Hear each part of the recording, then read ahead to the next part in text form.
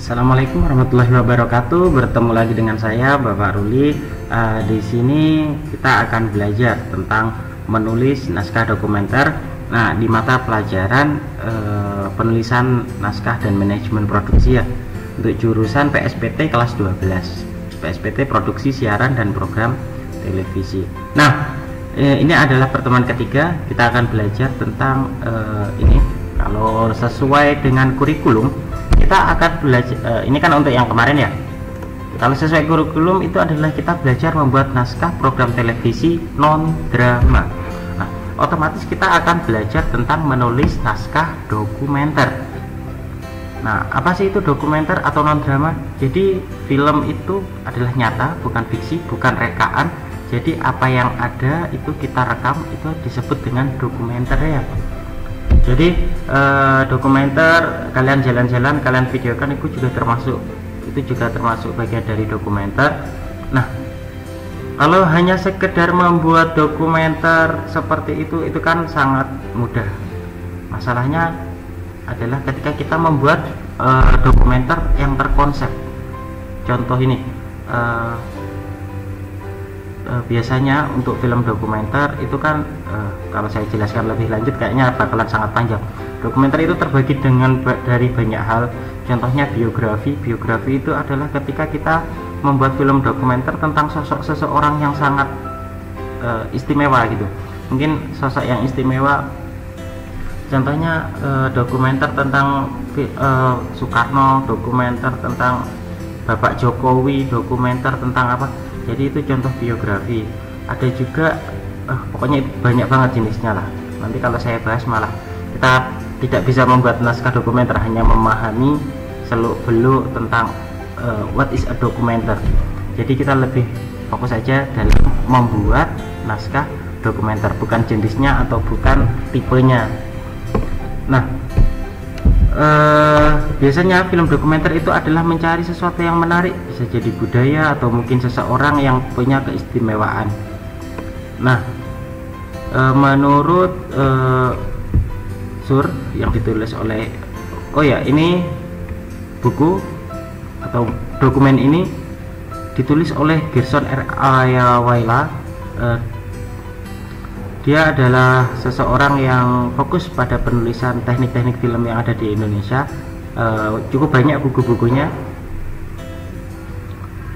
Menurut ini Sur, dokumenter yang bagus harus memperlihatkan kekuatannya. Jadi apa sih itu kekuatan dalam film? Jadi ketika orang melihat filmmu, sajian filmmu, orang itu bisa melihat, wah ini loh bagus, wah ini loh menarik. Nah, itu yang disebut dengan kekuatan dalam film. Pada satu titik bisa seseorang itu dari filmmu dia bisa punya pandangan ke depan. Terus setelah memiliki kekuatan itu memiliki unsur dramatik. Jadi kalau kehidupan kalian, contoh kehidupan saya ketika corona, bangun tidur, main game, makan, lalu tidur lagi, main game lagi, kan nggak menarik ketika itu dijadikan sebuah dokumenter. Jadi dokumenter itu pastikan sesuatu yang menarik, ada hal dramatiknya di sananya. Terus pada prinsipnya ada 4 tahapan dalam penulisan, berbeda dengan naskah fiksi atau khayalan atau rekaan. Naskah dokumenter atau film dokumenter itu biasanya sangat mahal, terutama pada bagian riset. Riset itu adalah kita penelitian. Contohnya kita meneliti tentang kehidupan Bapak Soekarno, kita tanya ke anaknya narasumber, kita cari jejak-jejak beliau, kita cari referensi tentang beliau. Jadi ada riset yang sangat banyak nantinya di sana. Terus contoh lagi tentang budaya, budaya kebo-keboan yang ada di Banyuwangi. Kalau kita pengen membuat risetnya, kita tanya ke orangnya, ke masyarakat, kita tanya ke banyak hal atau berbagai orang, kita cari literatur dan banyak hal lainnya. Jadi film dokumenter, kekuatan film dokumenter itu ada pada riset. Selanjutnya adalah menulis sinopsis sebagai pencetusan ide dasar, bukan diawali dari ide tapi langsung dari sinopsis. Contoh, kita pengen membuat tentang kebo-keboan, udah berarti kita nggak bisa melebarkan sayap, jadi kita langsung menulis sinopsisnya, sinopsis dari kebo-keboan. Atau mungkin kalau di wilayah Muncar itu adalah perikanan di wilayah Muncar. Kalau kita membuat dokumenter tentang perikanan di wilayah Muncar, ya udah fokus aja ke situ, bagaimana para nelayan atau apa. Jadi kita mencari data-datanya melalui riset dan pengembangan sinopsis. Setelah itu menulis treatmentnya, dan yang terakhir adalah menulis skenarionya, dan itu pun harus kena riset ulang kalau pengen film dokumenter kalian itu bermutu. Sinopsis itu adalah rangkuman yang ringkas, sudah saya jelaskan sebelumnya. Ini untuk lebih jelasnya bisa kalian baca sendiri ya.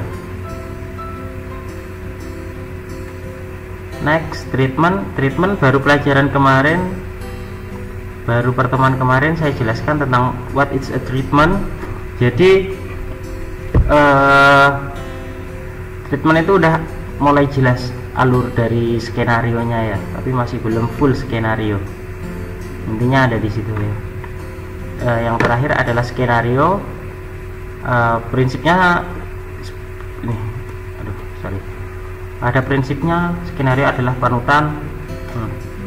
Kalau dalam hidup manusia, bagi yang beragama Islam, panutannya itu adalah Al-Quran sama hadis.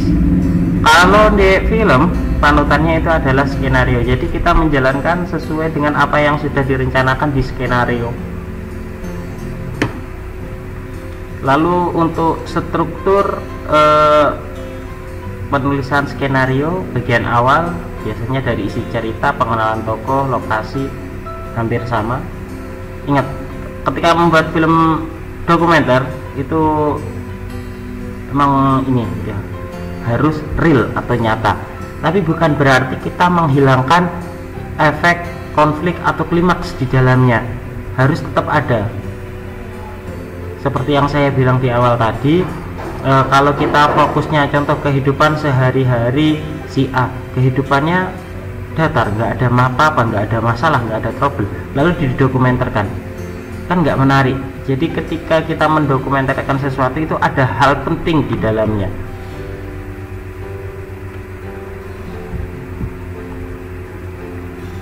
Terus untuk ini tolong dicatat ya, siapkan buku, siapkan pulpen kalian, ini cukup penting. Secara umum ada 3 bentuk struktur secara kronologis. Jadi awal kejadian dan peristiwa itu dari kronologis. Lalu ada secara tematis, beberapa kelompok yang kelompok tema di mana sebab dan akibat digabung dalam tiap sequence-nya.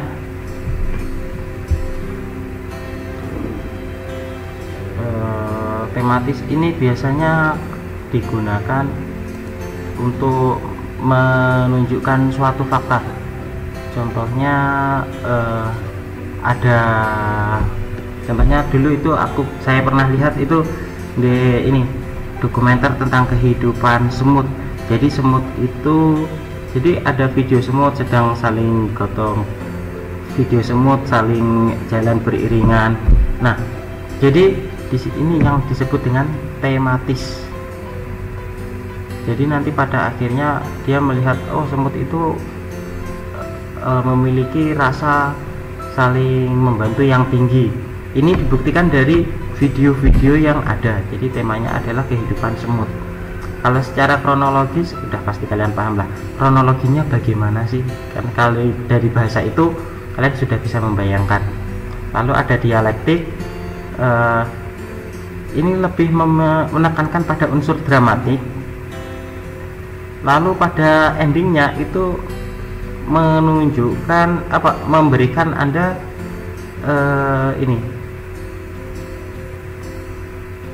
Anda bakal diberi sebuah pertanyaan. Contoh sederhana seperti ini.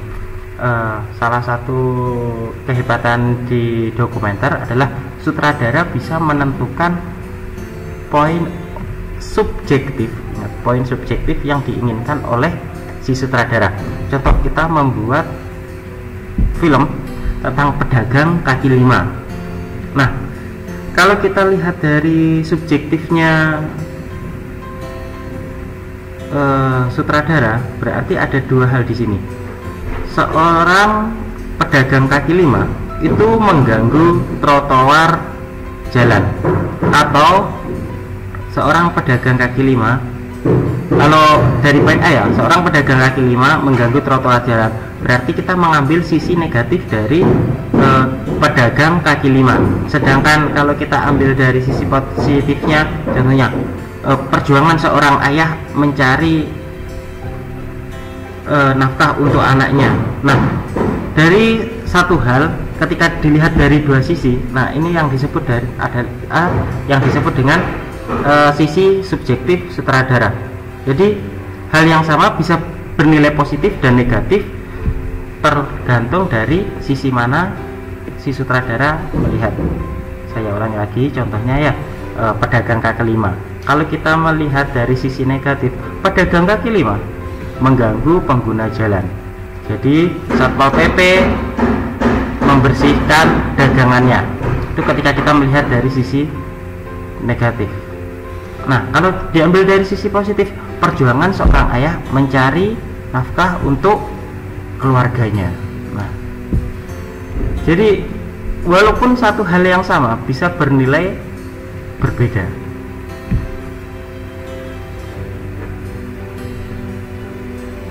Di dalam penulisan dokumenter, tokoh dan narasumber itu sangat penting karena dijadikan sebagai riset. Ini adalah beberapa hal yang perlu kalian pahami. Jadi peran dari seorang narasumber atau tokoh sangat penting, jangan sampai salah. Dokumenter yang pernah kita buat dan yang paling keren itu adalah dokumenter tentang Pelabuhan Muncar. Kalau kalian lihat di YouTube SMK itu ada Pelabuhan Muncar.